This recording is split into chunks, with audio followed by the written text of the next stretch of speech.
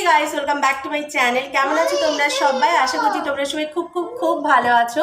তোমাদের ভালোবাসা ঈশ্বর আশীর্বাদে আমরাও সবাই বেশ ভালো আছি। তো আজকে হচ্ছে বুধবার আর এখন বাজছে ঘড়িতে ওই 7:30টার মতো। তো আজকে আমি বাড়িতেই ছিলাম, ছুটি নিয়েছিলাম, একটানা অনেক কন্টিনিউ অফিস করছিলাম। আর তো সোমবার রাত থেকে আমার ভীষণ পরিমাণ শরীর খারাপ, মানে জ্বর কাশি সব কিছু একসাথে, জানো তো, খুব কষ্ট পাচ্ছিলাম। তো আবার ভাবলাম আজকে বাড়িতেই থাকি, কেন কি আমার ঘরটা যেহেতু সাদা, তো সেই কারণে মানে একটু নোংরা হলেই না অনেক নোংরা হয়েছে মনে হয়। তো সেই জন্য সব পুরো ঝুল টুল আজকে ঝেড়ে পরিষ্কার করেছি। তারপরে সকাল থেকে ব্লগটা শুরু করা হয়নি, তাহলে তো অনেক বড় ব্লগ হতো আর 2-3 দিন তোমাদের সাথে শেয়ার করতে পারতাম। কিন্তু তোমাদেরকে বলেছিলাম না, আমার স্টোরেজ প্রবলেমের জন্য আমি বড় ব্লগ শ্যুট করতেই পারি না। তো ফোনটা যদি ফরম্যাট করি আমার সব ফটো সব চলে যাবে।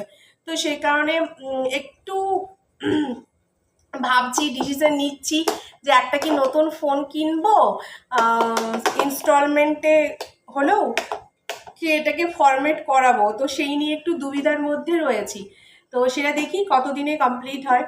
তো আজকে তোমরা আমাকে এরকম গেট আপে দেখে হয়তো অনেকেই অবাক হয়ে গেছো, তার কারণ আমি খুব কম শাড়ি পরে ভিডিও করেছি বা শাড়ি পরে তোমাদের সামনে এসেছি।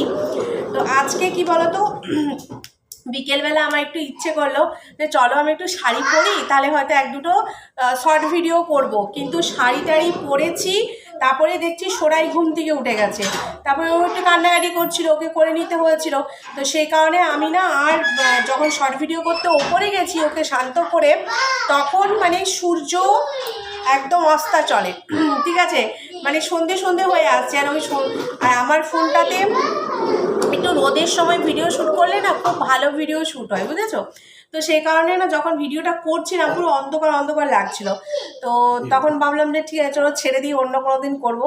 তো ভাবলাম চলো শাড়িটা যখন পরেই আছি, তা আমার পিসি, আমি ছাদে ছিলাম, তো আমার পিসি ওখান থেকে দেখে একবার অবাক, বলছে বাবা শাড়ি পরেছিস। তো তারপরে পিসি বাড়ি গেলাম শাড়ি টাড়ি পরে।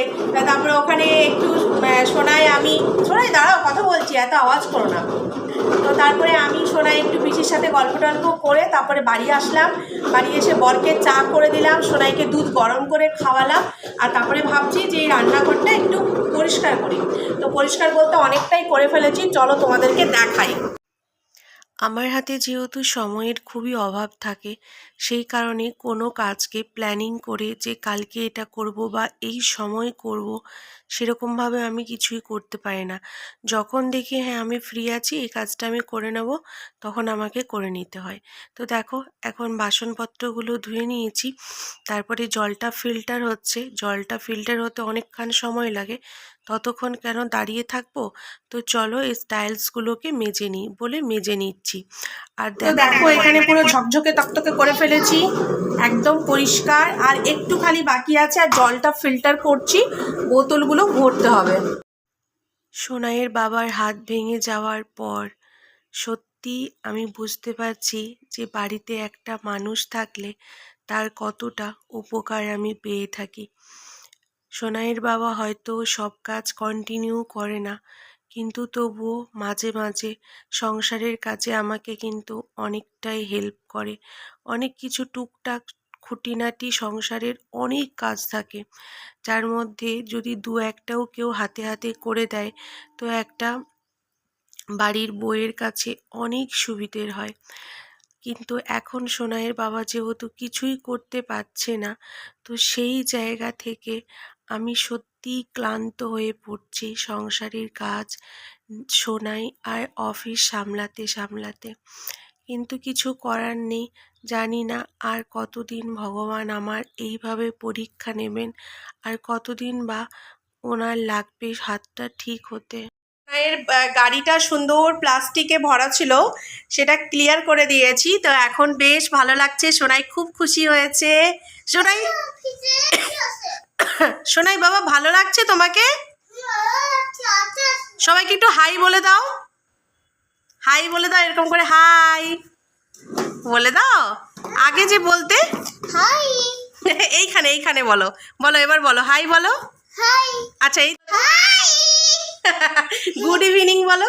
Good morning. তোমার তোমার নাম কি? কেন? ওরে বাবারে, ওরে বাবারে, এইরকম সারাদিন মা ছেলের। বাবা এখানে এক্সারসাইজ করছে, সোনাই খেলা করছে। হাতটা দেখি, তোমাদেরকে একটু দেখাই। এই যে দেখো, এই জায়গাটা করে সোনাইয়ের বাবার একদম চিপকে গেছে। এই জায়গাটা, এই হাতটা দেখো, এই হাতটার যেমন মাংসটা ফুলে আছে এখানে, এই যে এইটা যেমন ফুলে আছে, এই জায়গাটা একবারে চিপকে গেছে একদম মাংসটা। এই দেখো, তোমরা দেখলে হয়তো বুঝতে পারছো এই জায়গাটা। জানি না কতদিনে মানুষটার হাতটা ভালো হবে। তো ফিজিওথেরাপি আমাদের কমপ্লিট হয়ে গেছে। আজকের মতো তাহলে টাটা। সবাই ভালো থেকো, সুস্থ থেকো। দেখা হচ্ছে নতুন একটি ভিডিওর সঙ্গে। ততক্ষণের জন্য সবাইকে টাটা। রাতে বানাবো মালপোয়া, তাই ব্যাটারটা তৈরি করে রাখলাম, আর সেই ভিডিওটা তোমাদের সাথে শেয়ার করা হয়নি।